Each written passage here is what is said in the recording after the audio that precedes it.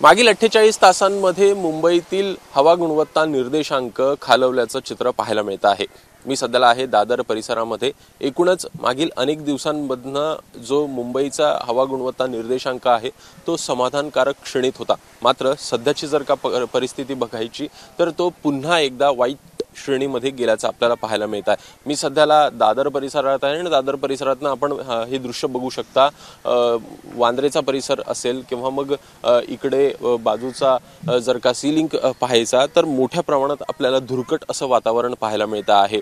मुंबईचा या परिसरातला वांद्रेचा जर का आपण AQI इंडेक्स पाहायचा तर तो साधारणपणे आपल्याला 200च्या जवळपास गेल्याचं चित्र दिसत आहे। सोबतच वरळीचा जर का भाग बघायचा तर वरळीच्या जवळपास हवा गुणवत्ता निर्देशांक हा 166च्या जवळपास आपल्याला पाहायला मिळतोय। त्यामुळे एकूणच मागील 48 तासांमध्ये वाऱ्याची जी गती आहे ती कुठेतरी मंदावली आणि त्यामुळे मोठ्या प्रमाणात जे धुरकट वातावरण असेल किंवा जो हवा गुणवत्ता निर्देशांक आहे तो कुठेतरी खालवल्याचं चित्र पाहायला मिळत आहे। आपण या अगोदर देखील बघितलं मोठ्या प्रमाणात डीप क्लिनिंग जे आहे ते मुंबई परिसरामध्ये होताना दिसत आहे, मात्र तात्पुरतं कुठेतरी हे सगळे उपाययोजना होत आहेत। जे लॉंग टर्म उपाययोजना आहेत त्या कुठेतरी होत नसल्यामुळे हे परिस्थिती जी आहे ती पुन्हा आपल्याला जैसे थे दिसते।